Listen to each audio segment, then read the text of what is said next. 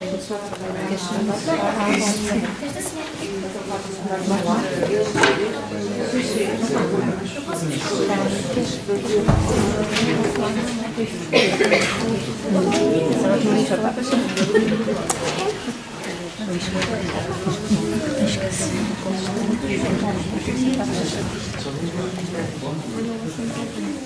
tarde a todos, sejam bem-vindos.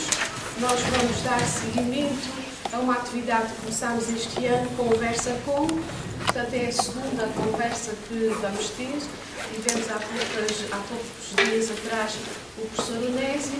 Agora temos o prazer de ter connosco Louis-Pierre Bellec, formado em Arquitetura e que nos vai falar sobretudo do património. O tema desta conversa é o que fazer com o nosso património edificado em ruínas, caso de estudo. Queria agradecer em nome da Biblioteca o facto de ter aceito o nosso convite, porque ele está aqui de passagem pela terceira. O trabalho dele vem na sequência da tese de mestrado e incide em duas ilhas, a Ilha Terceira e Ilha Graciosa, portanto ele é luso-descendente e vai estar connosco para uma conversa em que nós apelamos também à participação dos presentes. Quero também agradecer ao Sr. Engenheiro Paulo Raimundo, nosso convidado, que aceitou para moderar esta conversa. Portanto, foi nosso convidado não só pela formação académica que tem na área de engenharia civil, mas que ao longo do seu percurso e da sua carreira tem estado muito ligado a estas áreas, não só pelas funções que desempenhou em termos profissionais e institucionais, mas também ao nível de instituições às quais esteve ligado. Muito obrigada aos dois. Apelo também mais uma vez à participação do público. Numa primeira parte, Louis-Pierre vai fazer a explicação do que é a sua tese de mestrado e depois passaremos à conversa com ele, liderada aqui pelo Sr. Engenheiro. Muito obrigada a todos.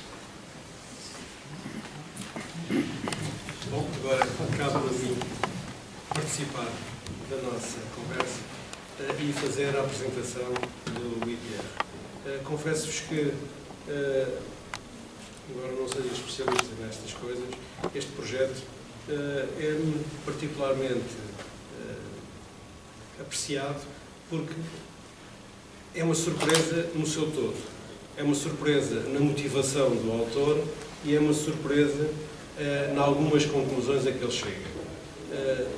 Parece-me um exemplo a seguir o facto de termos um luso-descendente de segunda geração que já conta com pais canadianos e que fez toda a sua vida no Canadá e que se voluntaria a aprender o português que fala fluentemente e corretamente sozinho para, na sua fase de estudos académicos, se deslocar às ilhas onde tem raízes, Terceira da parte da avó materna e Graciosa da parte do avô, materno também, para tentar colaborar connosco na resolução do problema que é o edificado construído em ruínas. Ele, como irá apresentar, faz um trabalho exaustivo de inventariação de todos esses imóveis e conjugando a arquitetura com outros saberes, com a sociologia, a estatística, a etnografia, como muito se fala agora, pleno de afetos,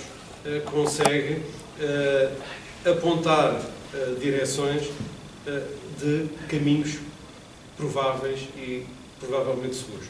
Por isso, eu deixo-vos com ele para que ele apresente a sua tese.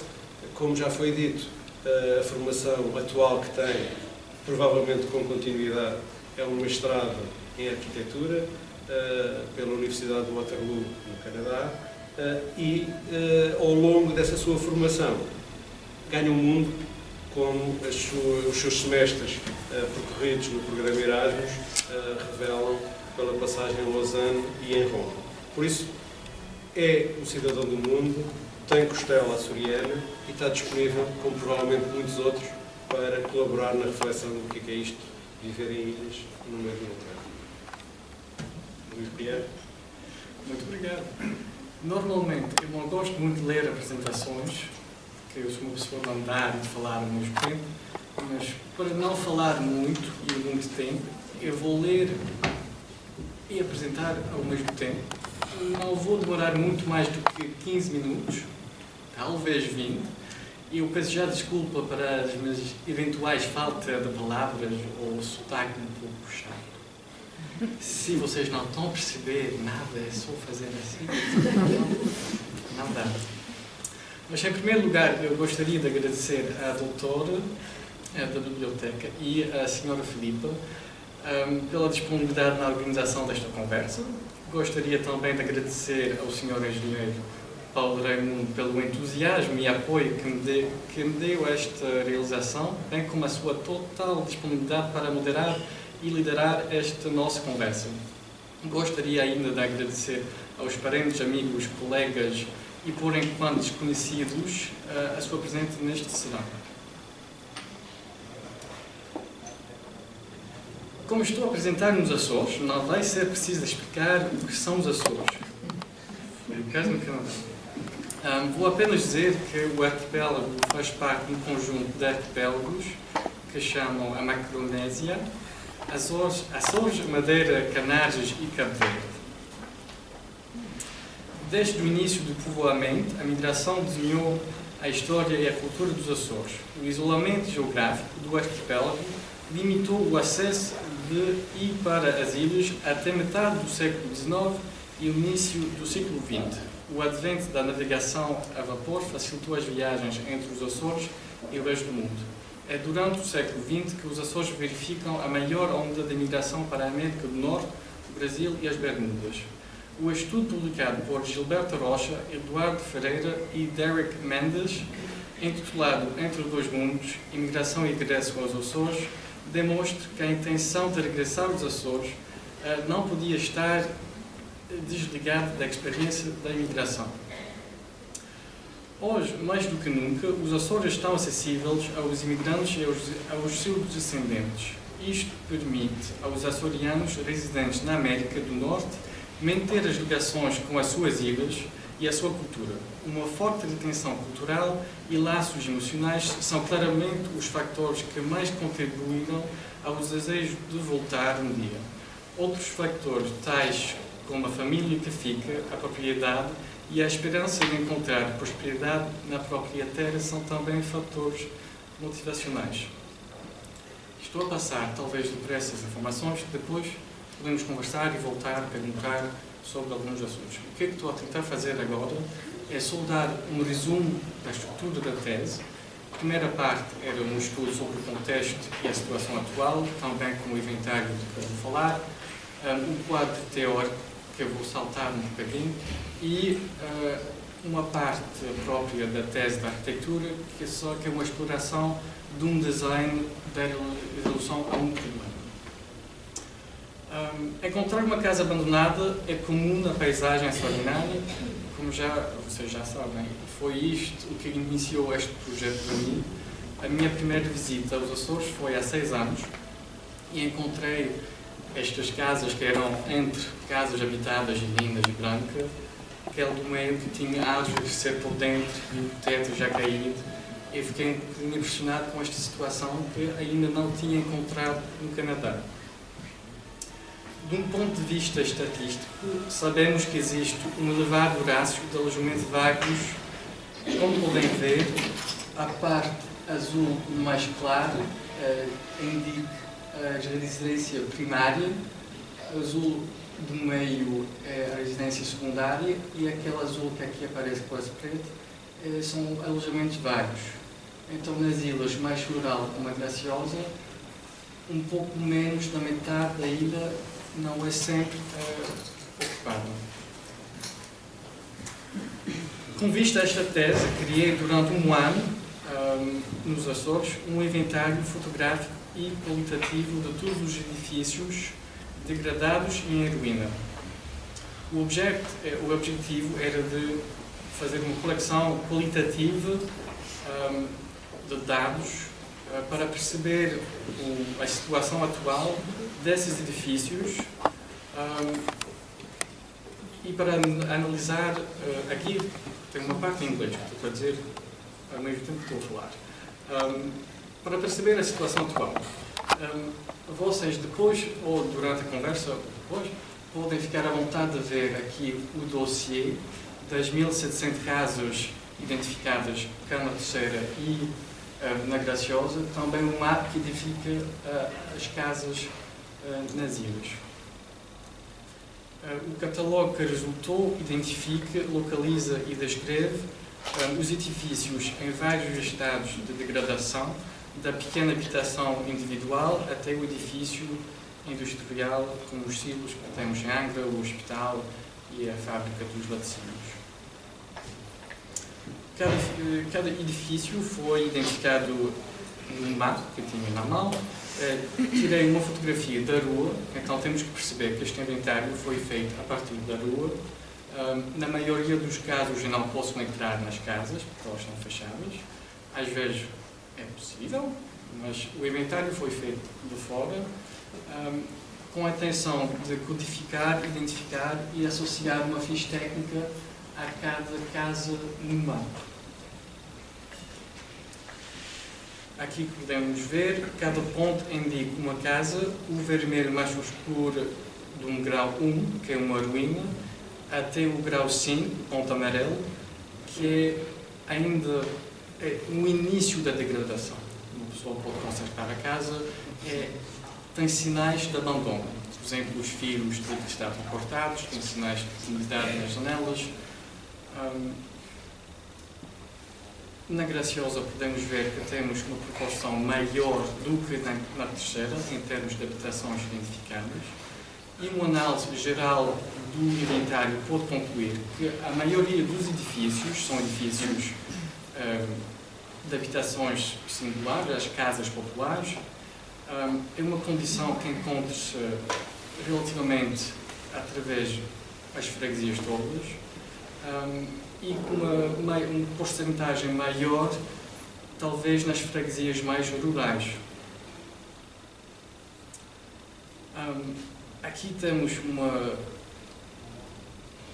análise de uma decomposição talvez mais orgânica das casas populares do que as casas contemporâneas. Normalmente, o que é que vai acontecer? Os primeiros sinais de identificação de um abandono de uma casa são os fios cortados, é o portão avariado e a casa vai se degradando normalmente do teto, porque as plantas começam a crescer no teto, levantam as telhas, a água entra na casa e acabamos com uma ruína quase exclusivamente em pedra. Muitos fatores contribuíram para o elevado nível de edifícios degradados em ruínas nas ilhas: imigração, terremotos, outros desastres naturais e ainda a crise de 2008. No meio das casas populares encontram-se edifícios contemporâneos vários, incompletos ou vandalizados. Muitos desses edifícios degradam-se de forma muito diferente dos primeiros, sendo as paredes e as coberturas feitas de blocos de betão ou de betão armado. A recuperação orgânica torna-se mais lenta, o vandalismo é mais frequente e os plásticos, como os materiais de isolamento, encontram-se à volta dos edifícios durante muitos anos.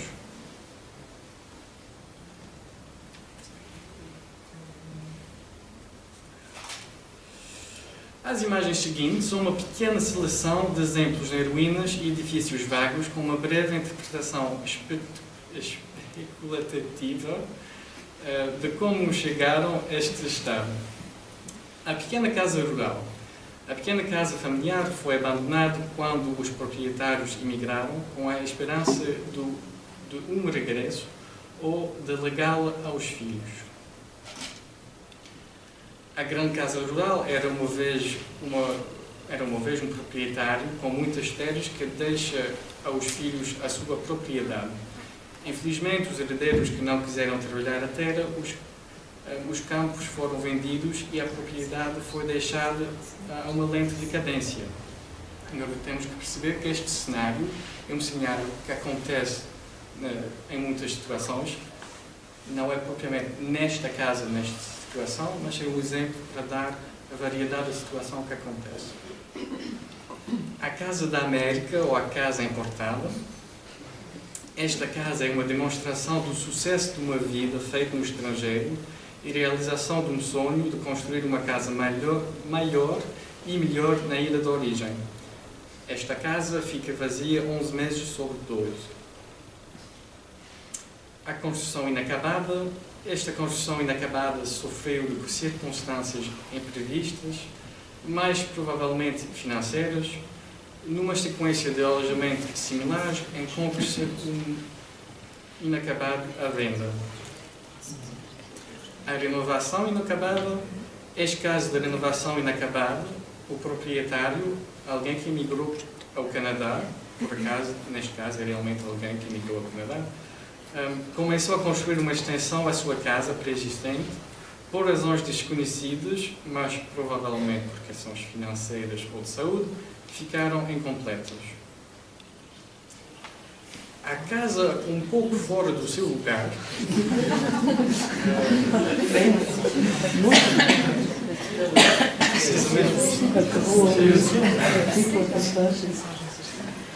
imaginamos que esta casa encontra-se na Graciosa. De proporções impressionantes, esta intervenção sobre uma edificação preexistente ultrapassou a altura da maioria dos edifícios da ilha, nesta Casa Graciosa. É mais do que provável que o processo de construção parou por falta de licenciamento. Se alguém conhece as pessoas que pertencem a esta casa, eu gostaria imenso de conhecer o que é que aconteceu realmente com este projeto. A disponibilização da água com a energia elétrica, novos materiais e novas técnicas de construção mudaram e alteraram as tipologias tradicionais para responder aos confortos contemporâneos, nomeadamente ao aumento de espaço.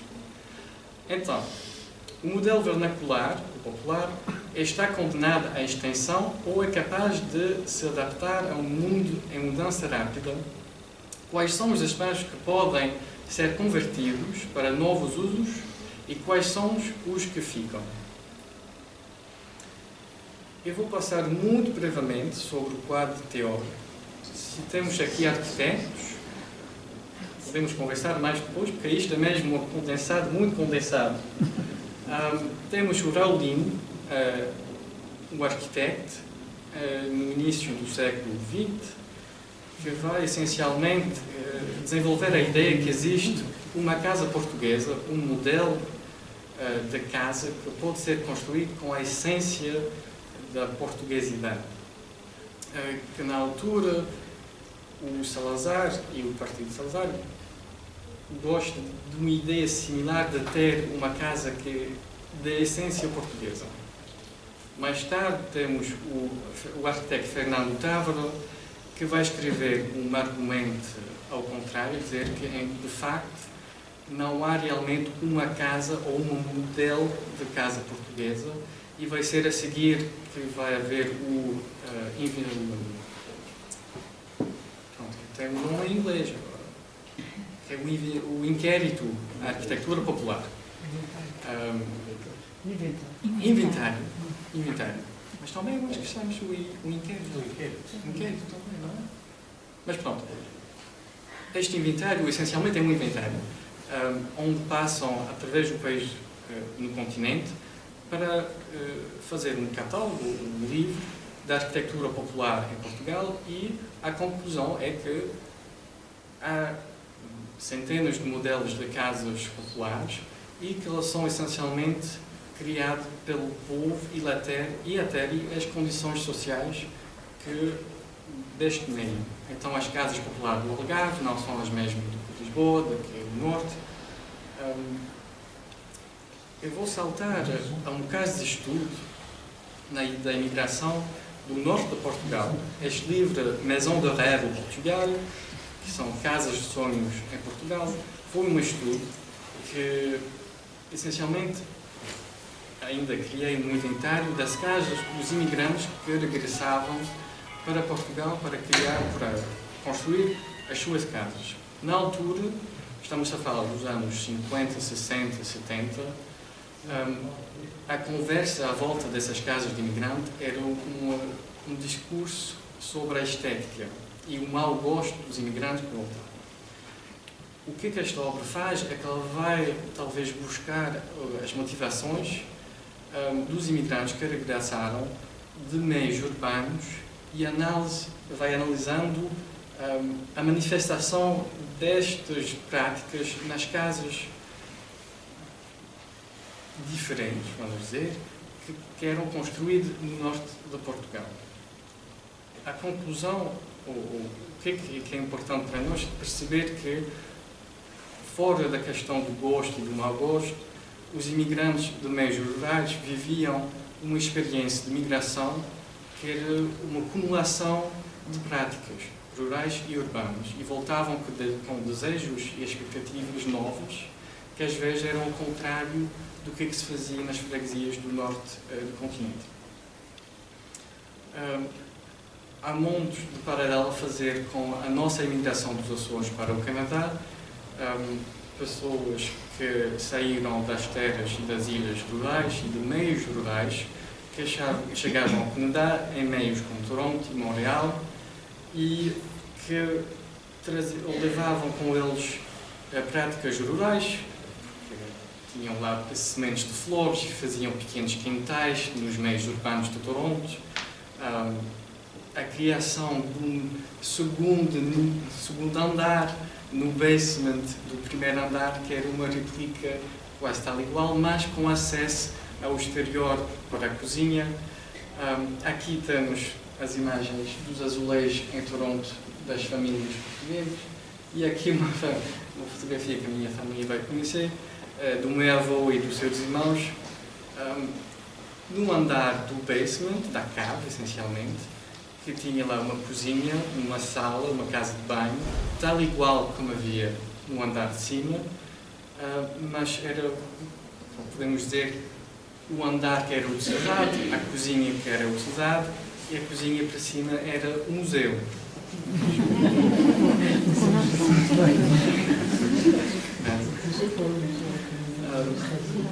Então, aqui o que eu estou a dizer, essencialmente, eu estou a falar da experiência migratória, da casa popular em meio rural, até a casa urbana, ou na França, em Paris, no nosso caso em Toronto, em Montreal, e depois a casa de sonho, que no caso dos imigrantes no norte de Portugal era a casa construída ao regresso. No caso do Canadá, como temos essa distância, normalmente a casa de sonho era construída ou comprada nos subúrbios. Agora, leva-nos a essa ideia do regresso dos imigrantes, que agora é possível. No nosso caso, como temos ainda esta questão de ligação à terra, de ligação aos Açores, da herança e das nossas casas aqui abandonadas, falamos de uma fase que talvez não aconteceu muito, que é a reocupação das casas aqui que eram deixadas pelos imigrantes.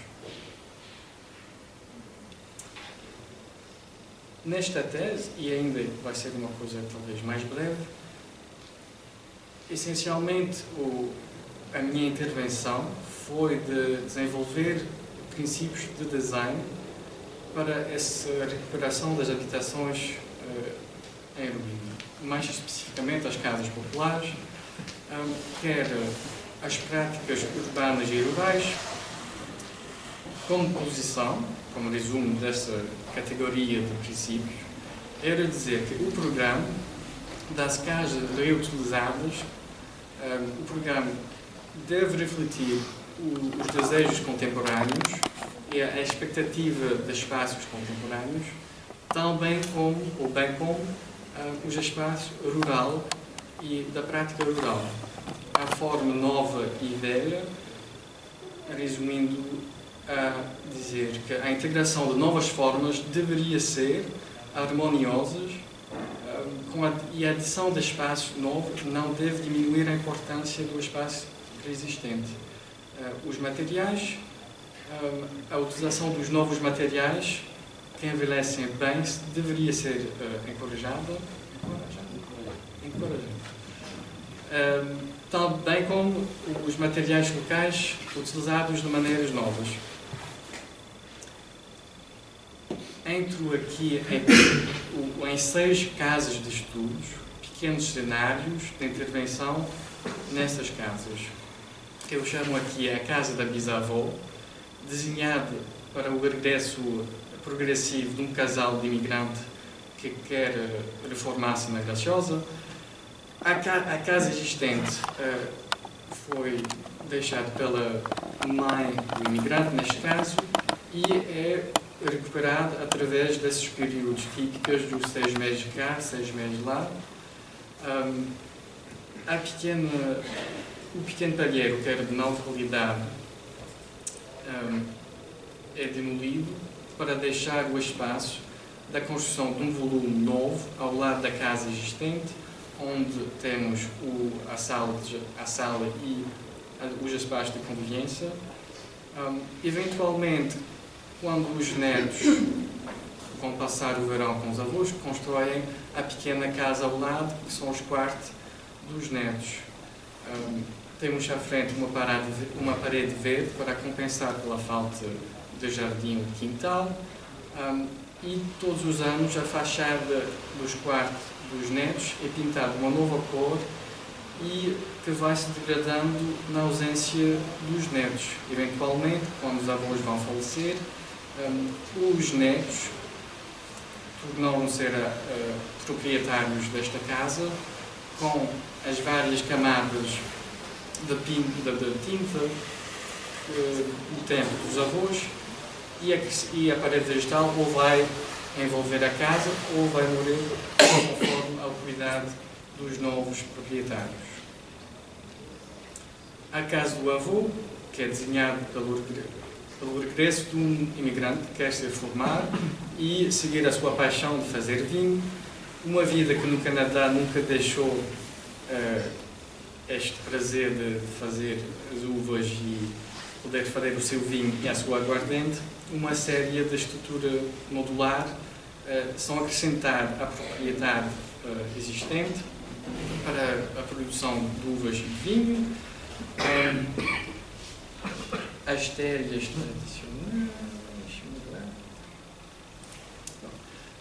tradicionais são utilizadas num teto de 2 águas em vez de 4, para ter mais acesso à luz do lado. O forno, que é sempre, em cada caso aqui, o forno é sempre utilizado ou como elemento fora ou como elemento dentro da cozinha contemporânea. A madeira, neste caso, é uma madeira toméria queimada que reflete um bocadinho o uso do baril para fazer vinho. A casa das gêmeas, desenhada por uma família de 2 gêmeas, e isto por acaso é uma história que eu vi na tal levantamento. É uma história de 2 gêmeas, agora de 90 anos, em desacordo, que nunca quiseram dar a sua parte da propriedade a outra família. Até um dia uma família decidir, não, vamos tomar conta da nossa metade da propriedade, e aqui é uma intervenção onde a casa fica utilizada na metade desta família, com vidros que podem refletir a outra parte. O espaço dentro da casa externo é utilizado pela família para espaços de convívios e jantares. O forno também. Aproveitam esta família do lado do forno. A casa dos primos é desenhada pela multidão de herdeiros de uma propriedade só.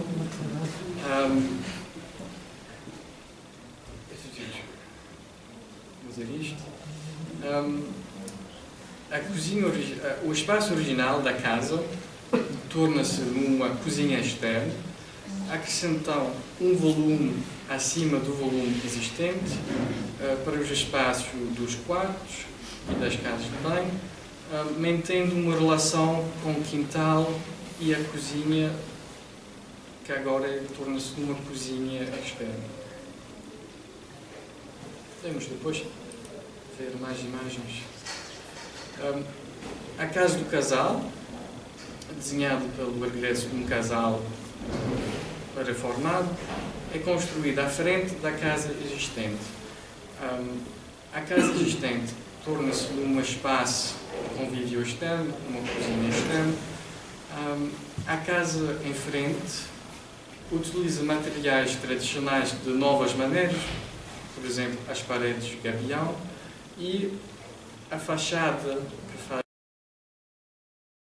frente à casa original é feita de uma maneira a refletir a outra casa.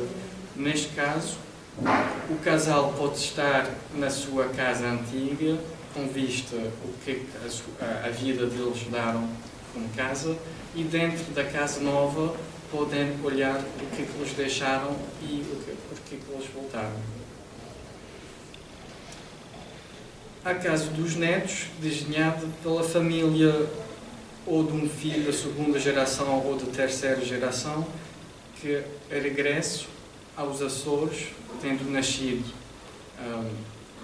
no estrangeiro. Esta casa torna-se num sítio que fornece todos os ferramentas para a vida açoriana, também com os confortos contemporâneos, e é uma experiência na reintegração de uma família no meio açoriano. Podemos depois conversar mais sobre cada casa, se for preciso, mas isto acaba a minha parte da apresentação, que eu acho que não foi muito mais do que 20 minutos. Se vocês querem ver, cada casa tem as suas plantas e as suas imagens na mesa, e agora ficamos à vontade de conversar. Acho eu. Bom, iniciado o período de perguntas e respostas, eu vou gastar aqui, ando há alguns dias para fazer e que fui poupando para hoje. Eu gostava de perceber se a motivação para este trabalho, que a quem não se apercebeu, foi um trabalho de 2 anos, em que ele andou 1 ano no terreno a fazer o levantamento de todo o edificado em ruínas na Terceira Graciosa, depois 1 ano de volta à casa para compilar a tese e consultar as fontes, mas o que eu gostava de saber é se esse projeto nasceu por acaso ou se essa necessidade de contribuir com uma proveniência remota se é um fator comum em quem vive imigrado e que deixa descendentes e que consegue transmitir aos seus filhos e netos essa preocupação de continuar a pensar nas suas terras de origem. Pronto, foi uma...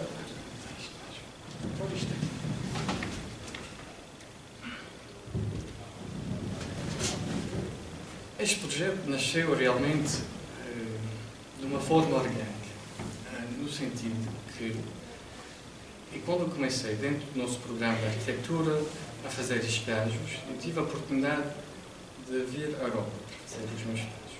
A minha porta de entrada foi os Açores. Foi descobrindo as raízes e a minha ligação aos Açores que decidi aproveitar qualquer oportunidade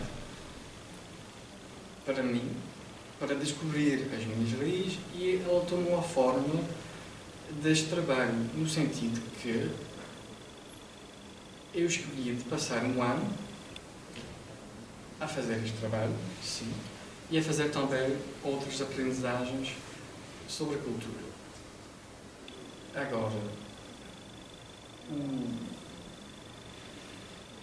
pronto, isto é a maneira que aconteceu. Agora, não sei se estou a responder a segunda parte da questão, porque eu estava preocupado com o computador. A segunda parte é saber se essa motivação pessoal tem continuidade nos outros descendentes que vivem, por exemplo, no Canadá. Pois, pode ter feito.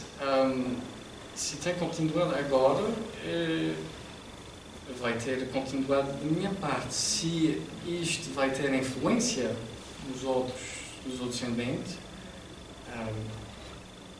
pode ser. Estamos numa altura onde temos, como luso-canadianos, direito ao passaporte português. Temos os voos da SATA, que levam as pessoas ou não aos Açores, e temos acesso hoje, através da internet, através das novas tecnologias, a um património, a uma herança, a uma cultura. E se este trabalho, eu vou fazer a minha propaganda no Canadá, na Casa dos Açores, no meio cultural, para incentivar, talvez, as populações. Neste caso, é um trabalho específico da arquitetura. Num desenvolvimento eventual de uma realização concreta desta reocupação das casas, pode ter, de certeza, influência sobre o regresso dos imigrantes, a relação dos luso-descendentes. Não sei se eu estou a responder a sua pergunta. Mas passa por lá. No fundo, eu não sou açoriano, embora resida cá há mais de 35 anos. No entanto, fui deparando ao longo desse período que se cria um sentimento difícil de caracterizar quando alguém da nossa família imigra. Ele imigra como sendo uma parte integrante da família, mas a partir do momento em que passa para o lado de lá, ao regressar, já é visto com alguma distância. Há ali um misto de traição e daquele que teve a coragem de emigrar e que ao voltar é tomado com algum distanciamento. Por isso, criou-se uma sensação estranha, e que para mim não tem justificação, que é, nós temos 200 mil açorianos residentes e, segundo dizem, mais de 1 milhão de açorianos e seus descendentes imigrados. E não há esta disponibilidade, ou pelo menos não se usufrui da potencialidade de toda essa gente que está fora de, no mínimo, ajudar a refletir sobre o arquipélago. Por isso, este seu exercício acaba por ser um exemplo que, a ser seguido, só pode trazer benefícios aos Açores. Porque quanto mais gente houver a pensar o território, melhor probabilidade de sucesso podemos ter. Não é? Por isso é que essa é a minha dúvida, se isto era um caso isolado, se foi um projeto que nasce por um acaso e que a maioria dos luso-descendentes não se preocupam sequer com as suas raízes, ou se, pelo contrário, é uma preocupação que pode e deve ser acarinhada por todos nós que cá vivemos. Eu posso dizer o seguinte, que o regresso do imigrante dos Açores não é feito da mesma maneira e nunca será do que a imigração, a saída dos Açores. Quando se fala de regresso, eu recebi esta pergunta muitas vezes, a dizer, mas os imigrantes regressam realmente? E pronto, não é um regresso one way. A imigração era, no caso dos meus avós, foram para o Canadá, não sabiam se um dia poderiam regressar. Hoje chegamos a uma geração de pessoas que são reformadas, que regressam para passar férias. Então já não é esta necessidade de trabalhar, de encontrar trabalho para fazer uma vida. Também quando se fala do regresso de uma geração, por exemplo, da minha mãe ou da minha geração, não é propriamente um regresso porque nascemos lá. Então é um regresso em termos de cultura, é quase mais uma procura do que um regresso.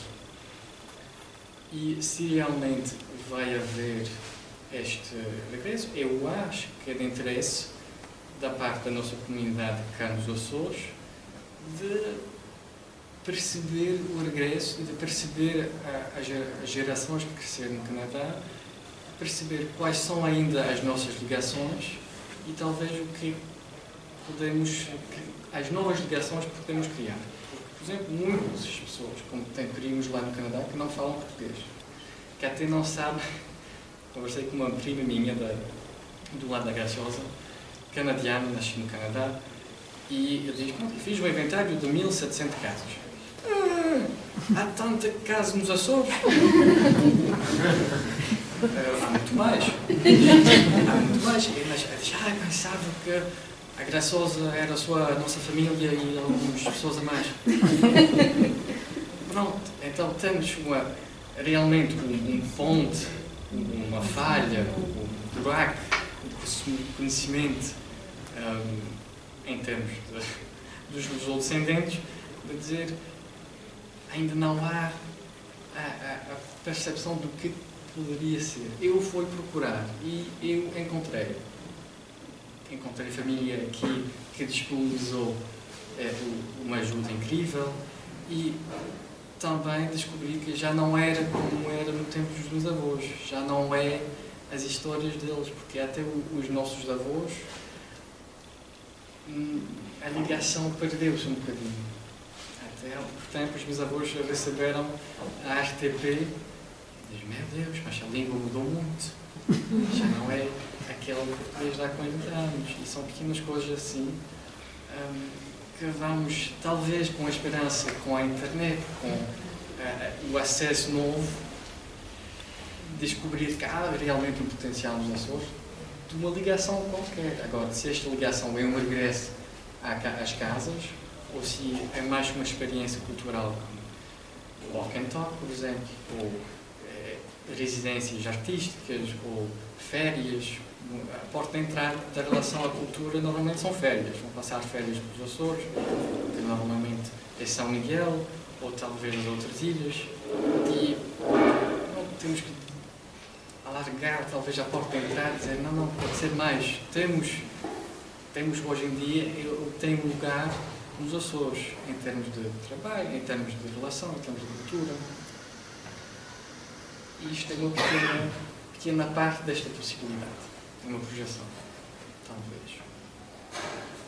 Nós temos uma série de arquitetos na sala. Eu gostava que a conversa passasse para o lado de lá e lhe perguntassem se considera-se, por exemplo, que o caminho que trilha nos seus casos de estudo de fundir uma linguagem contemporânea em construções rurais pré-existentes, se é o caminho seguro, se devia replicar uma técnica construtiva que não causasse tanta perturbação na paisagem. Gostava de vos ouvir. Ok, já que os arquitetos não se impõem, falam engenheiro. Virando mais para essa parte da recuperação de património e de casas mesmo, eu acho que a percepção que eu tenho é que é, mesmo a nível de legislação, um bocado difícil. Imaginemos que são dos bisavós aquele terreno. A nível de se tornar aquilo e passados esse tempo todo, um dos herdeiros, ou possível herdeiros, quer recuperar aquilo. O processo desde quero fazer e fazer, vão no percurso. Se calhar há aí alguns mecanismos e deveria ser repensado a nível de legislação para conseguirmos fazer. Porque há um entrave a nível legal de executar as coisas. Se calhar, não sei se teve essa abordagem, ou se possivelmente teve muitos casos de tenho a casa da minha bisavó, mas não consigo, porque os herdeiros não se entendem. E agora, o que fazemos? Dividimos a casa ao meio? E o forno fica para mim? Mas assim, acho que não se ia entender. Eu concordo inteiramente. Isto não é, isto eram palavras muito lindas, mas é uma complicação. É mesmo um problema. Ainda hoje eu não encontrei uma família de açorianos do Canadá que não tem problemas com heranças, com propriedades, com casas e irmãos e tias que falecem, que os irmãos brigam. É realmente um problema muito grande, porque, em alguns casos, quando se trata de 23 pessoas, 25 pessoas, que até não sabem que têm propriedade nos Açores, é realmente muito complicado. E isto, em termos de legislação, de lei, é alguma coisa que devemos confrontar. Talvez uma palavra, talvez mais direta, mas ou mudar ou aceitar. Se, no caso, onde aceitamos esta condição, andamos pronto, temos propriedade com 23 herdeiros. Temos que criar ou um gabinete, ou uma equipa, um grupo de pessoas que vai procurar essas pessoas. Isto leva tempo, isto leva dinheiro, mas tem que ser feito com o objetivo de encontrar essas pessoas. Se não for o caso, se dizemos não, é muito pessoa a mais, não pode ser, é muito tempo, temos que contornar esta lei, então temos que imaginar outros modelos. E da minha parte neste estudo eu fui reagindo a esta situação de ter muitos herdeiros, sem poder propriamente mudar a lei. Como arquiteto, especialmente lá fora do Canadá, não vou chegar aqui e dizer não, vocês têm que mudar a lei, vocês vão fazer assim, assim, assim. Pode criar, podemos começar para facilitar as manobras, isto de certeza. Porque as pessoas no Canadá, as pessoas no Sul não sabem onde começar e até é muito complicado. Mas é uma situação aqui que encontramos nos Açores e na Itália também se encontra esta situação. Mas é um problema. Agora, quem sou eu para dizer quem deve mudar as leis e quais são as leis que devem mudar? Eu não sei. Não sei se algum dos senhores tem algum caso que queira partilhar, né? Há pessoal que certamente já teve alguma situação, algum procedimento. É interessante que, por exemplo, no mundo, no contexto urbano, boa tarde, prazer,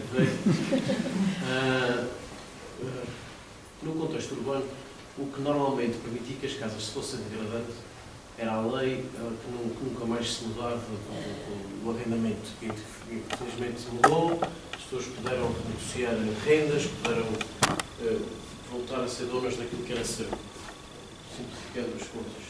E já se viu isso refletir-se em poucos anos, por exemplo, na cidade de Leiria já se percebeu isso, o Podancé já mudou, algumas lojas que tinham rendas muito baixas e por isso os donos dos prédios não conseguiriam nunca mantê-los devidamente, quer dizer, iam degradando ao longo dos tempos, isso também já mudou. A realidade com que nos deparamos no mundo rural é bastante distinta, é precisamente essa questão, que é as coisas já nem se sabe bem de quem é que são. As pessoas abandonaram, sem perspectivas ou sem planos de voltar. Entretanto, morrem bisavós, morrem avós, os filhos já nem sabem bem o que é que têm, os netos muito menos e os netos nem se falam. E os casos em que a propriedade está abandonada e em ruínas porque nunca ninguém fez ao longo desse tempo uso campeão delas ainda, estão eternamente condenadas a essa condição de ninguém lhes pôr a mão. É claro que, quer no meio urbano, quer no meio rural, há outros países que assumem outro tipo de posturas em relação a estas coisas. Quer dizer, ou se intervencionam estes edifícios, ou o Estado toma conta deles, lança-os à asta pública, vende por aquilo que vender, entrega o dinheiro aos herdeiros, porque não é difícil encontrá-los, no fundo, embora muitas vezes nos possamos deparar com 23 herdeiros, mas não é difícil fazer com que esse dinheiro de uma venda reverta a favor dessas pessoas e o dinheiro é fácil de repartir, não é? Ao contrário de uma casa. É claro que há mecanismos legais que podem ser mudados e acionados. Agora, enquanto isso não acontecer, parece-me que estas casas que já não têm dono vão permanecer no estado em que estão, quer dizer, pior, vão se degradando cada vez mais. Portanto, eu acho que efetivamente a solução, por muitas ideias boas que se têm e boas intenções, é realmente mudar a legislação, quase que empurrando as pessoas para reagirem com uma solução, ou vendem, ou compram uma parte aos outros herdeiros e reconstroem, enfim, porque às tantas já não existe sequer essa intenção. As coisas estão simplesmente a degravar-se. Vão perderem-se nas gerações, não é? Geração em geração. Parece-me que também nas construções se vive um processo de seleção natural. Vendo o estudo que foi desenvolvido, penso que começa por haver, macroscopicamente, duas causas distintas entre o que aconteceu na Terceira e o que acontece na Graciosa. A Terceira, maioritariamente as construções que encontramos em ruínas, ainda são construções sinistradas do sismo de 80, enquanto que a Graciosa se depara com um problema de desertificação. E as famílias, ou não reocuparem os seus espaços urbanos, acabam por deixar que essas construções caiam. Uma legislação, mesmo menor, muito dissuasiva no que diz respeito à generalidade das construções em ruínas, não parece eficaz, pelo simples facto de que os próprios imóveis classificados de per si, ou os 4 centros históricos classificados em conjunto, acabam por ter legislação favorável, ter apoios financeiros da parte do Governo e, mesmo assim, as casas continuam a ruir. Por isso, o processo é mesmo este, é a reutilização, eventualmente modificando os programas, em alguns casos alterando o uso, mas se não houver reutilização, as construções vão acabar por desaparecer.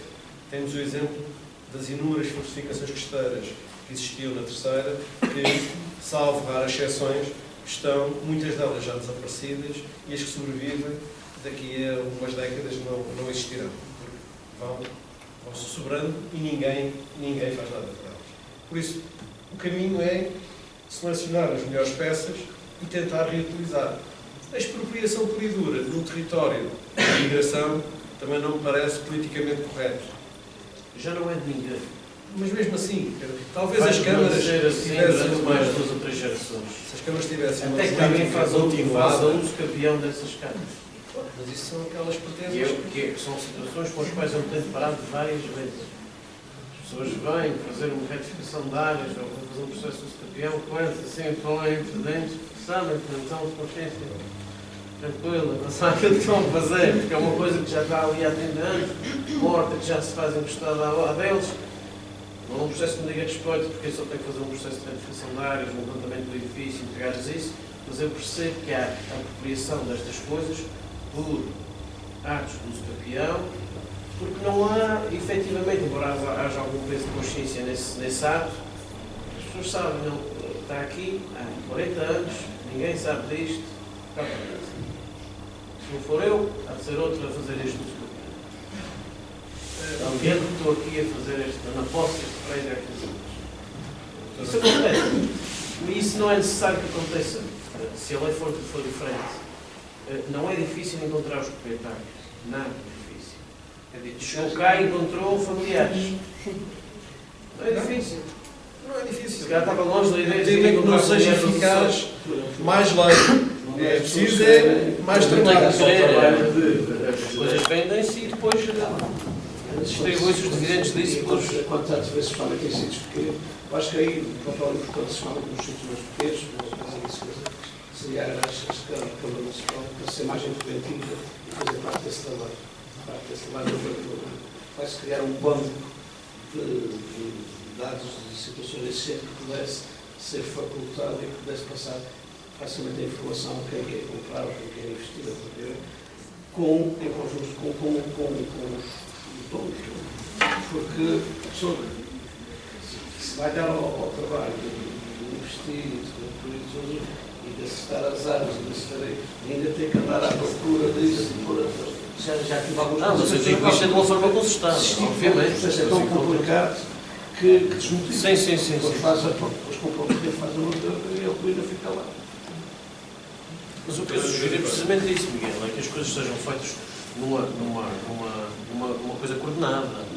Mas as pessoas encontram-se. Aquele pessimismo de que ninguém sabe que é esta casa, nunca mais se encontra esta gente. É mentira, encontram-se as pessoas, não é muito difícil. Agora, isso tem que ser feito de uma forma concertada, de uma forma coordenada pelo município, em que o município tem essa base de dados, que é uma base de dados neste momento já gerada. Óbvio, acho que é importante que isso seja coordenado de um ponto de vista central. Agora, efetivamente, ninguém consegue convencer 23 herdeiros brigados a entenderem-se. Ninguém consegue convencer 23 herdeiros sobre o valor comercial de um imóvel. Um diz que custa 100, o outro diz que custa 20. E andam nesta discussão internamente. Portanto, por isso é que eu digo que chega a um ponto, encontrados os proprietários, estando essa base de dados tratada, havendo uma entidade, no caso o município, quem seja responsável por coordenar esse processo, tem que haver uma venda em esta pública. Se não houver intenção, de facto, das coisas serem tomadas, reabilitadas, porque não há outra solução. É preciso que o mercado esteja a funcionar, quer dizer, isso é mais fácil. O mercado funciona com uma maravilha quando as coisas vão às mãos.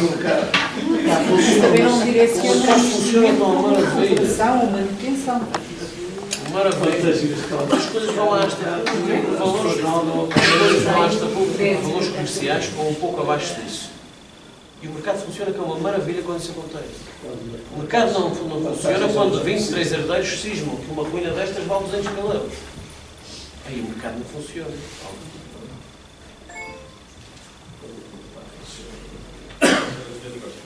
Eu não queria interromper esta linha de pensamento. Muito obrigada por esta maravilhosa visão de um passado que nós pensamos que já quase não existe. E era sobre ele que eu queria apresentar uma sugestão e fazer uma pergunta também.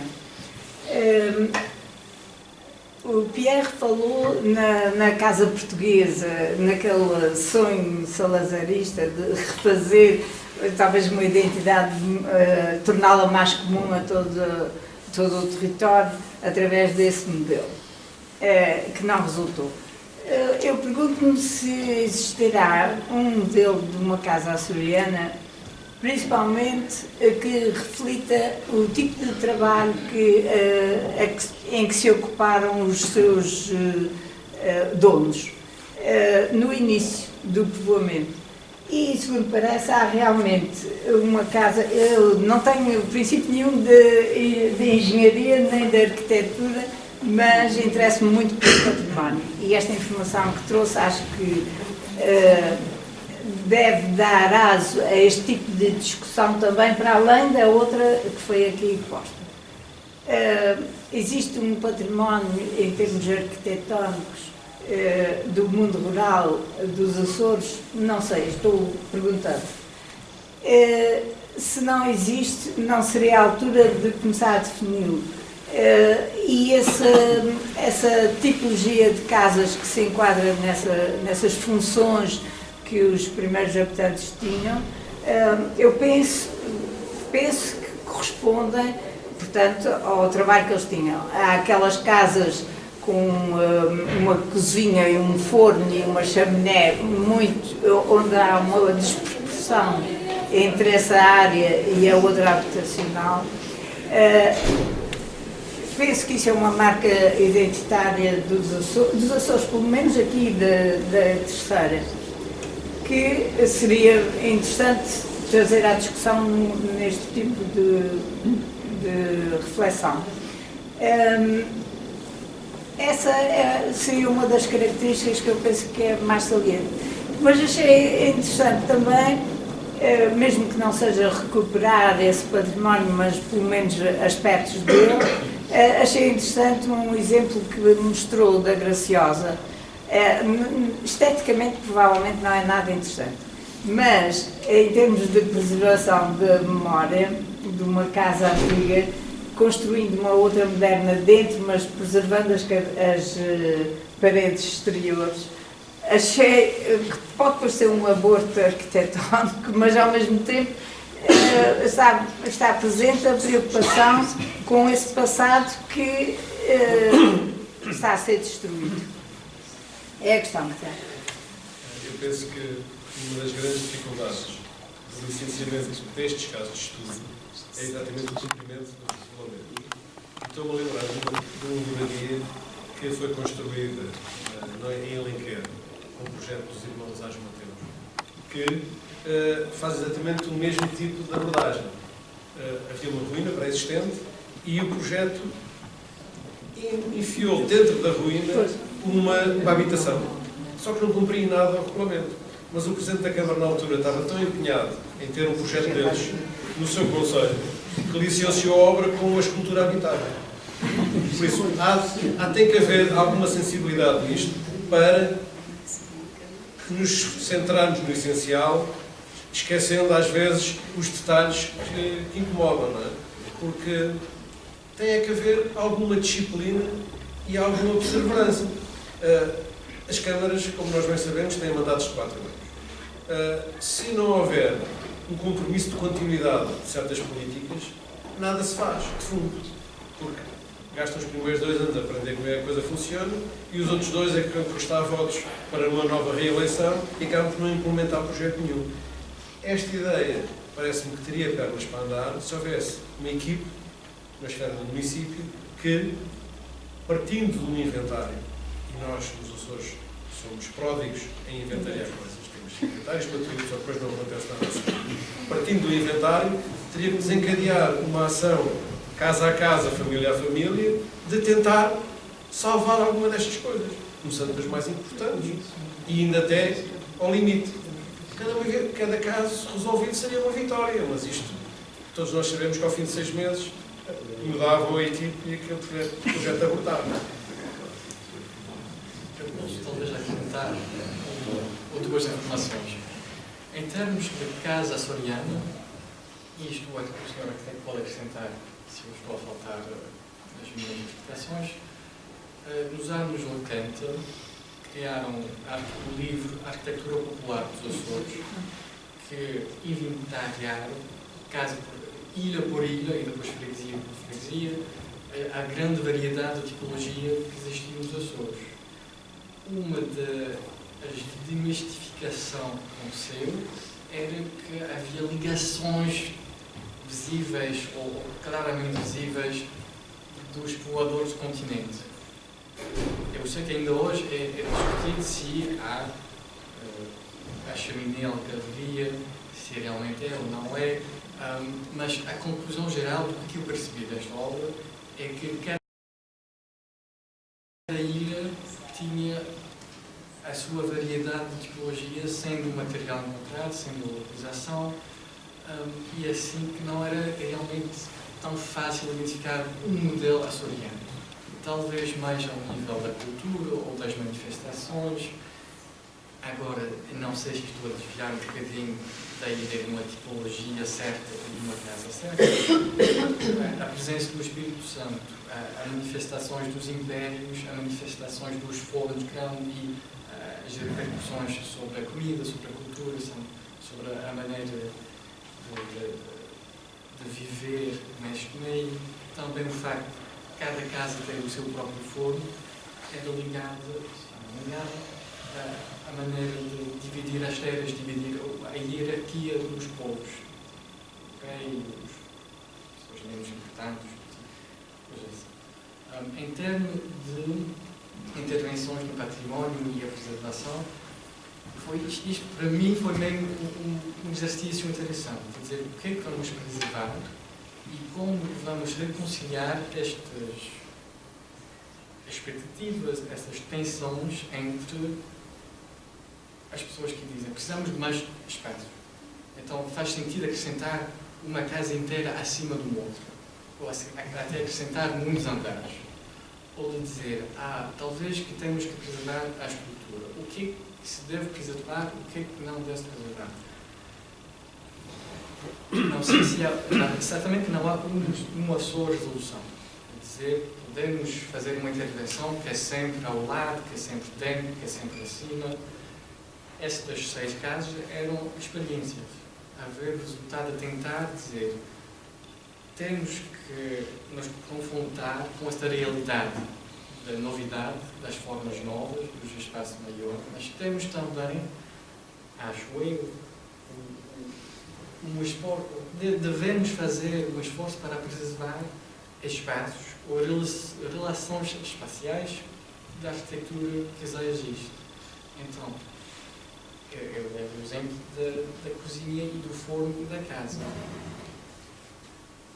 A maneira de aproveitar varia e é diferente, mas eu acho um espaço e um conjunto de relações importante a manter, mesmo que seja numa casa nova ou uma casa diferente, porque ainda estamos, mesmo imigrantes, ligados à terra e ligados às práticas de fazer alcatres, de fazer as sopas, de fazer o pão, bom, mesmo os imigrantes que não falam uma palavra que seja português, tem uma ligação no caldo verde, que é uma coisa bastante fora da arquitetura, mas que essencialmente volta a esta ideia de ter uma relação com uma casa, com um forno, com um espaço fora, com um quintal, e que ainda sobreviveu a passagem da vida urbana. Então, a preservação, temos inventário de património, temos legislação, temos historiadores, temos arquitetos, temos muitas pessoas que têm opiniões e mais do que opiniões, experiências que podem dizer, pronto, há coisas que temos que preservar e há outras que podemos aceitar de modificar, seja ou a tectónica ou o espaço em si e as suas relações. E é claro que isto é uma opção, uma exploração sobre muitas no meu caso, eu confrontei-me com a ideia do conflito dos imigrantes que regressam, dizer, pronto, queremos casas bem dentro da casa. Há pouco fez um paralelismo entre o que se passa nos Açores, em Portugal, com a Itália.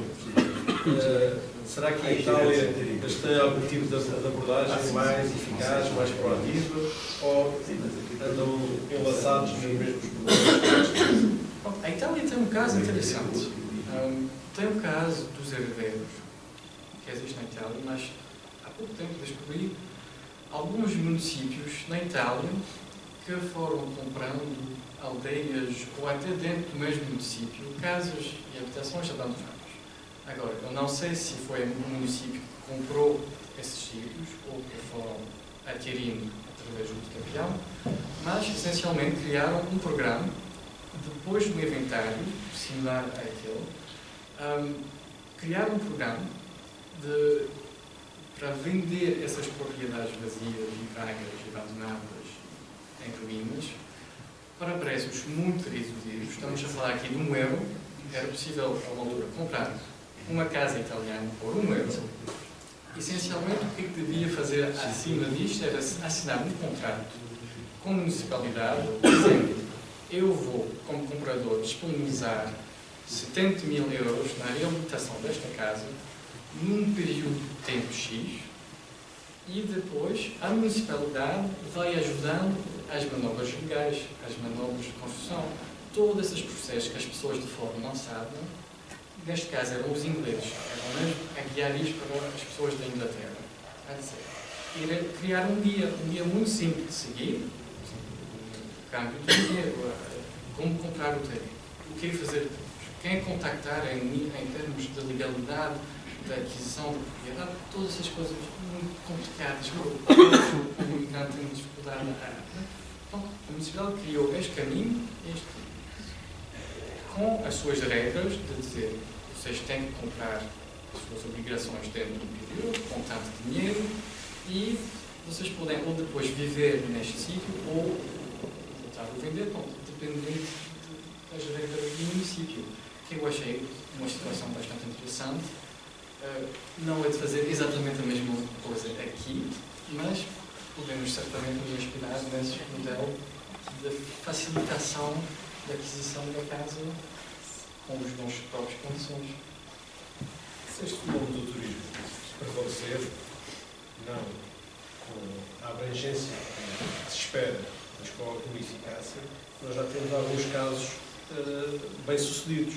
Estou a lembrar, por exemplo, das flores da Aldeia da Quadra, que era um conjunto de habitações rurais de pedra seca, que nem rebocos tinham, uma grande maioria delas, que era um conjunto de pouco mais de 2 dezenas de construções, que, quando os conheci, eram ambos funcionários da SATA, um casal, que começou a comprar aquelas casas.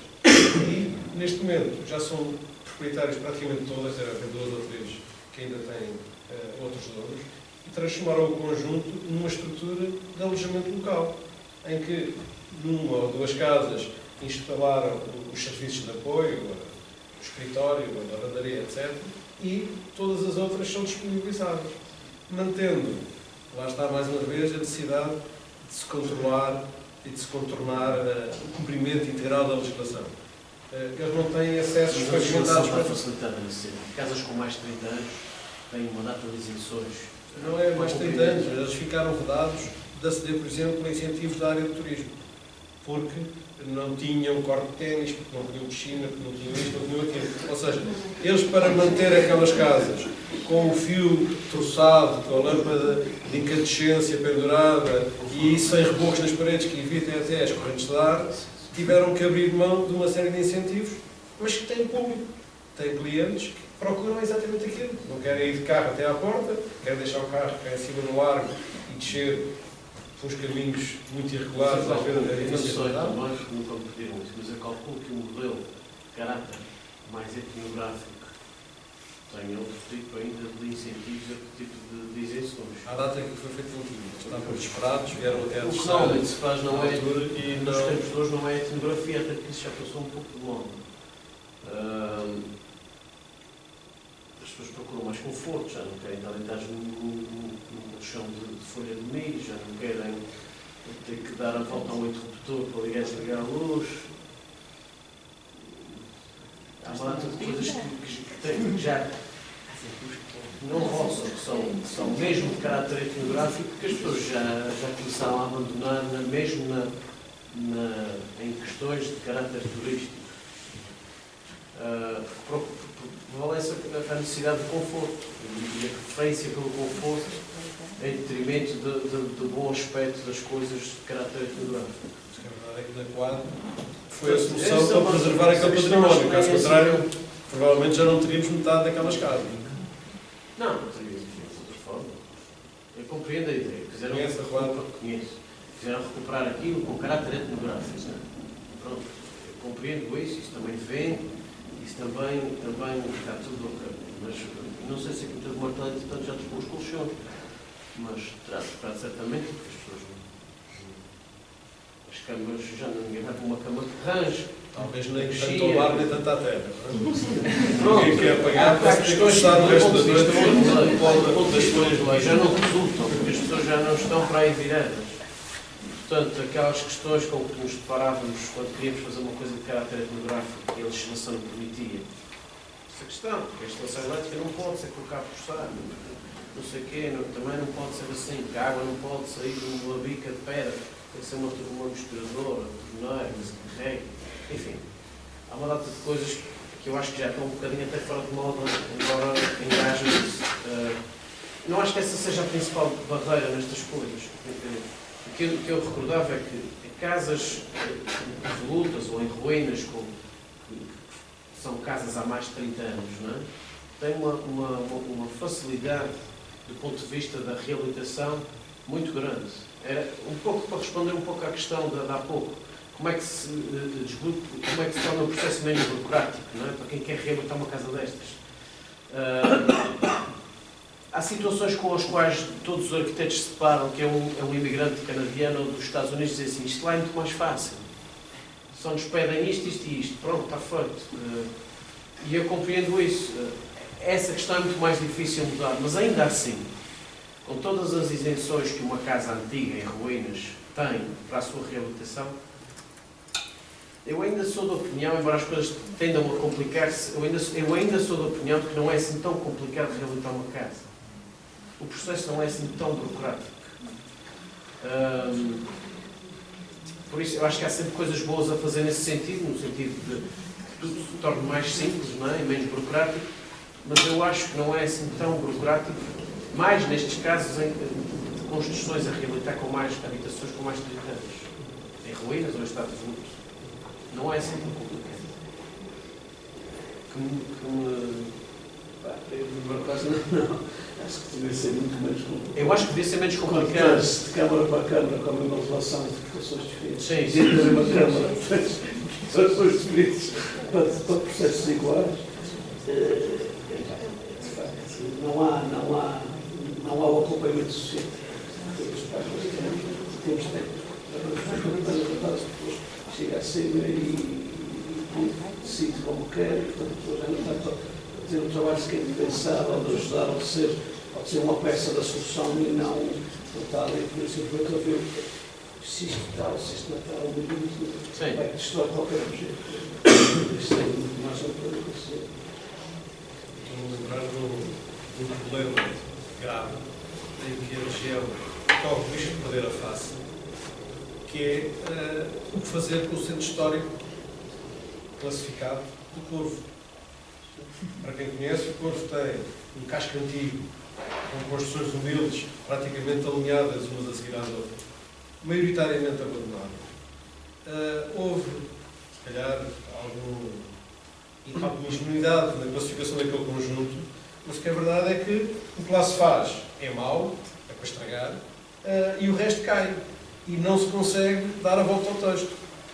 Eu cheguei a propor ao então Presidente de Câmara, Manuel Rita, e à então Provedora das Empregadas de Misericórdia, que tentasse construir uma empresa com alguma proteção camarária, uma empresa que, como sociedade por cotas, os proprietários das ruínas entravam com o valor da sua construção num negócio em que havia outros investidores que entravam com dinheiro sem ter casa e, no fim, os benefícios da gestão daquele conjunto, de uma utilização, eventualmente, de alojamento temporário ou prolongado, reverteria a favor dos coproprietários da empresa.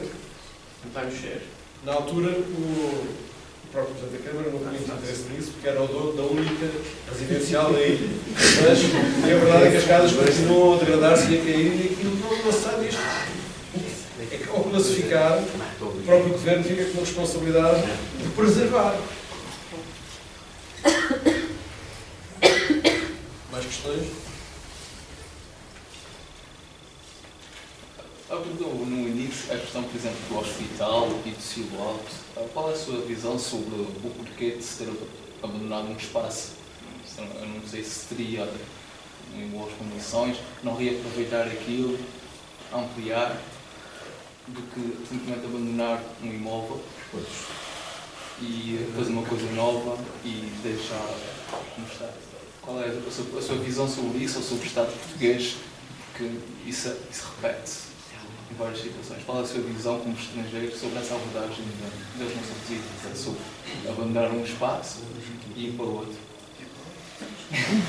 Pronto, do que eu conheço deste modelo, eu vou falar talvez mais da ideia do imigrante que deixou a sua casa e já não quer voltar. Acho uma coisa péssima essa casinha de pedra, ou vai demolir e construir de novo, ou vai construir ao lado. Isto é uma situação que acontece.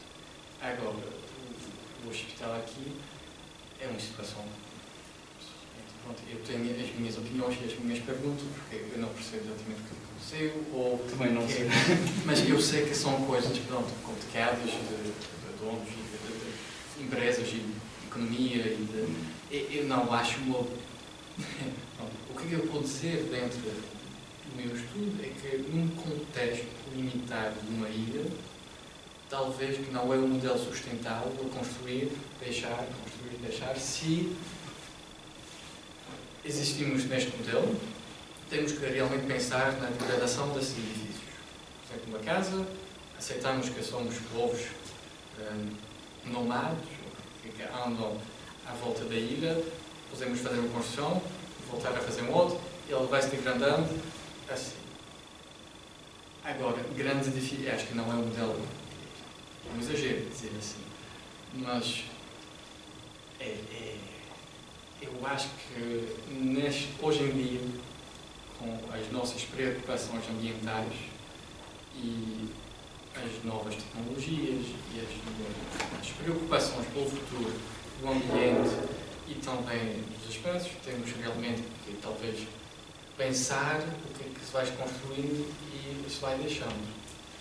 Essas são reflexões talvez muito gerais, porque não posso propriamente falar do caso específico do hospital e dizer seria melhor fazer isto assim e assim. É uma complicação um edifício deste tamanho. Imagino que não há planos previstos para a recuperação do hospital antigo. Qual é a solução? Eu penso que isso tem dois níveis de resposta e de justificação. Primeiro, eu estou falando em questão a nível do modelo, que isso repete-se. Pois, mas isto foi criado no nosso Estatuto Europeu. Ou seja, desde meados dos anos 80, que os excelentes quadros comunitários financiaram construção nova e não financiavam manutenções, nem reconstruções, nem reparações. Por isso, todos os serviços públicos, todos os equipamentos do Estado, seja ele central, regional ou autárquico, foram construídos de novo. E agora temos problemas gravíssimos na manutenção desse mesmo edificado. Muitas vezes mal dimensionado, muitas vezes feito por replicação sem haver uma necessidade concreta e há, neste momento, felizmente, na linguagem política e no atual quadro do Governo de apoio, algo meio difuso ainda é apelidado de reabilitação urbana.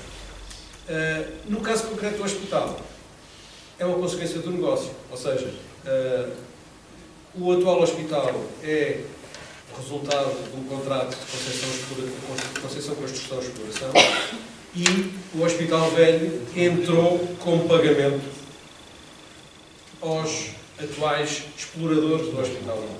Por isso, aquilo é propriedade privada, Eles têm tentado vender, Mas só que com o a mercado... obrigatoriedade de se dar uma solução brasileira. É, Está bom, a indicar. mas também falhou, mas quem fez o negócio não está muito preocupado. E depois não há Aquilo que hoje- consequências disso? Não, ou seja, nestes casos não se O valor da incorporação, o imóvel. o valor da incorporação foi de 16 milhões de euros. O valor das vendas tentadas e não concretizadas já vai na ordem de 1 milhão. Por isso, o Estado não quer saber daquilo. O Estado, o Governo Regional, não quer saber daquilo, porque a última coisa que podia acontecer é que ficasse com outra vez.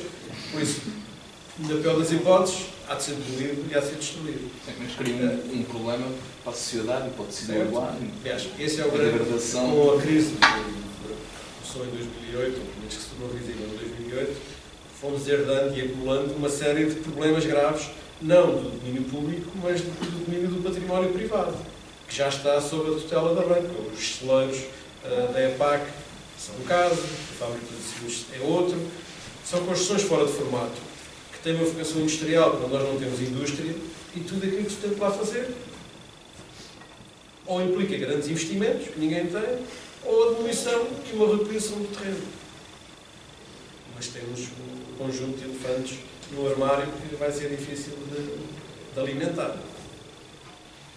Permitam-me uma pergunta de quem está fora de toda essa área, mas que gosta de vir, de olhar, de passear e de constatar. Essas casas devolutas, essas casas que estão em ruína, mais ou menos em ruína, para serem reconstruídas ou objeto de alguma utilização, vão depender de vontades. Vontades dos proprietários ou em fazer ou em vender para alguém fazer. Agora, o que é que determina que essas casas que são dessa forma, que estão dessa forma, vão continuar nesse enquadramento arquitetónico? Se nós passearmos na nossa ilha, já vemos que há imensas casas que eram isto, mais ou menos isto, e que com a reconstrução, com a recuperação, deixaram de o ser. E coisas que eram maravilhosas deixaram de o ser. E deixaram de o ser porque puderam deixar de o ser. Pelo que eu tenho ouvido aqui, não entendo que qualquer reabilitação de qualquer um desses edifícios que está a apresentar voltem ou passem ou continuem a ser com essa identidade rural. Fiz-me entender? Sim, sim, sim. Portanto, não há nada que diga que eu, se quiser comprar, se tiver a sorte dos herdeiros venderem, que eu vá querer fazer, lá está a minha vontade. Por exemplo, essa casa aqui já não tem nada a ver com isto. Já não existe. Estava inventariado. Não é? Um dos inventários que temos da gaveta, que foi feito para atualizar a lista dos imóveis classificados, inventoriou esta casa como característica e verdadeira à data da sua singeleza. O projeto que previa ampliar fez com que a obra a demolisse totalmente. E não aconteceu nada. Exatamente. É esse o meu contexto, porque até agora houve imensa coisa que foi recuperada, que foi reconstruída, teve o sismo que deu imensas situações de melhores condições até de saúde pública, sanidade, os conceitos básicos de sanidade, e tanta coisa desapareceu. Portanto, se foi possível desaparecer, na minha perspectiva, eu não conheço nada, nem sei se existe, que haja alguma coisa que possa evitar que esse contexto de ruralidade que torna a casa tão única, tão especial, não é? Tão identificada do lado de fora, deixe de existir ou continue a existir. Talvez não numa totalidade, mas apenas até numa parte que lembre a sua existência. E permitam-me, desculpem-me, arquitetos, eu não estou a identificar ninguém, ok? Mas há coisas nesta ilha, especificamente, que são impensáveis. E não sei se teve arquiteto ou não teve arquiteto, mas teve o Val da Câmara. Os engenheiros assinaram projetos de arquitetura até novembro de 2014. Pois, exatamente, sim. Mas... Talvez ajude um bocadinho. Já havia arquitetos. Não, eu sei bem, conheço mais ou menos, mas há aqui uma questão... Mas há aqui uma questão da intervenção da autarquia, não é? A Câmara licencia. Então, acho que há aqui uma série de contradições que nos podem fazer perguntar, então, afinal, o que é que nós queremos? Isto, aquilo, o outro? Será que a nossa identidade, se podemos utilizar esta palavra, faz sentido? Existe? Queremos que exista? Se calhar não tem importância nenhuma essa questão, mas eu, como pessoa que vai intervir, que quer construir, eu preciso me identificar com alguma coisa. E essas questões das casas no continente, eu sou da Beira Interior, portanto, imigrantes e casas com há ali uma identidade. Em cada uma das situações que nós podemos referenciar, há ali uma situação de identidade. E essa identidade tem a ver com aquilo que nós somos, a maneira como nós estamos, como nós vivemos, aquilo que nós fugimos, aquilo como queremos regressar. Portanto, há aqui questões sociais muito profundas que possivelmente estão atrás de todas essas situações. Não é? E isto não se resolve com leis, não se resolve com alterações de legislação, em termos de resolução. Agora, se calhar aquilo que falou no início, que era, se calhar precisamos de arranjar uma maneira de contornar esta situação, de analisar de outra forma para poder concretizar alguma coisa. Mas essa alguma coisa tem de ser querida, tem de ser uma vontade. À luz da legislação que temos, já há duas vias para controlar o bem e, em alguns casos, é envolvente. Quando as construções são classificadas, não só a análise das intervenções deveria ser cuidada, como a própria classificação cria uma zona de proteção à sua volta que evita que se crie ruído desnecessário na preservação daquela peça arquitetónica. A segunda via é o plano de pormenor e salvaguarda, como os 4 centros históricos da região têm, mas deviam ser, para já deviam ser bem feitos, deviam ser eficazes e depois deviam ser bem usados. Na prática, não. O que acontece é que estes planos de pormenor e salvaguarda são feitos apressadamente, muitas vezes para branquear decisões e para libertar o autarca do jugo legal da própria Direção Regional da Cultura, que mora aqui ao lado, e depois é um território onde cada um faz o que quer. Fala com o Presidente e, se for preciso, até tenta abaixo uma coisa que devia ser preservada e fica tudo bem. E como é que resolvemos isso? Mas o Presidente algum é arquiteto? É técnico? Sem personalizar os Presidentes, ele pode ser técnico e pode não ser. Na verdade, o Presidente é que é eleito e acha que herdou o Conselho e o território. Mas a grande maioria dessas casas, desses são no meio rural, não se aplica nem o plano de pormenor de salvaguarda, nem se aplica não são a questão do edifício classificado, que é uma Pode minoria. haver edifícios classificados em ambientes urbanos, em ambientes rurais. também. Sim, mas No meio rural. tu corre, não acredito, não sei. Se se avançasse a nível de planeamento, ao ponto de todas as áreas urbanizadas terem um plano de pormenor. Podemos definir o que queremos, Mas isso é. não é? Se calhar é o Quando cá ponto. cheguei, achei curioso o facto de Angra, numa fase de total descontrole por parte dos serviços públicos, ter sido reconstruída de uma maneira falsa, é verdade, mas com alguma veracidade e com alguma preservação da sua própria identidade.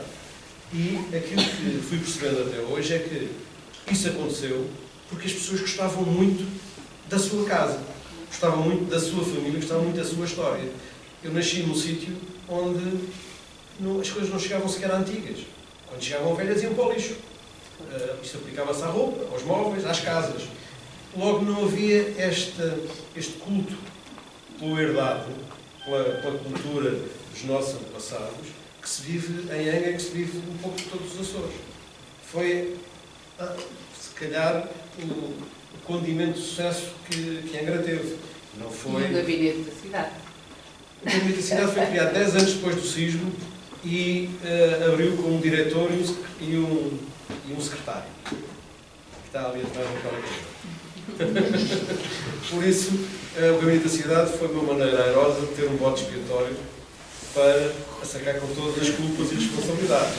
Nunca teve meio. O que é que eu posso dizer?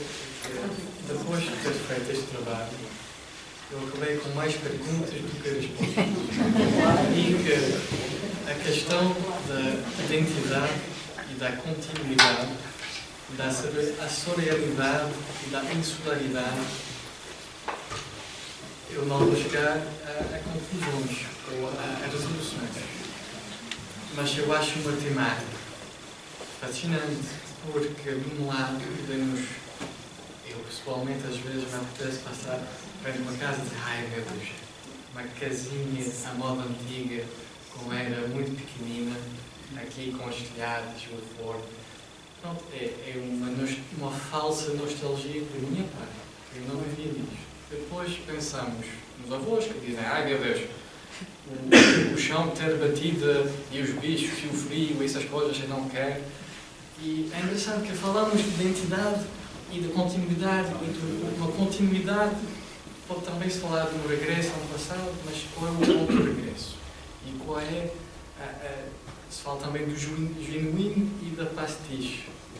Aceitamos de fingir coisa antiga ou de fazer realmente com retrete e são perguntas que acrescenta ao meu livrinho de perguntas qual é, se há a única resolução, as múltiplas resoluções, as considerações que devemos ter com residente que Campos Açores, com pessoas que regressam, pessoas de fora, por exemplo, os turistas, o alemão que chega aqui, o que é que ele quer? Ele quer uma casa antiga, popular, quer uma casa nova, tipo vila, acima da montanha, com vista sobre a paisagem. Também se trata de paisagem. Temos direito a dizer, existe uma paisagem açoriana, isto estraga a paisagem. No norte de Portugal sempre foi das citações, um encontro com um imigrante que diz, eu tenho direito de fazer a minha casa como eu quero. Temos, quem é que tem direito a quê? Fazemos parte de uma comunidade, mas também fazemos parte de uma comunidade que tem direito à propriedade privada. E são, meu Deus, perguntas que acrescento sempre, mas que raramente eu consigo ter uma revolução. Tem muitas revelações. Não sei se conversas com esta hoje, podemos dizer, então, identidade, continuidade.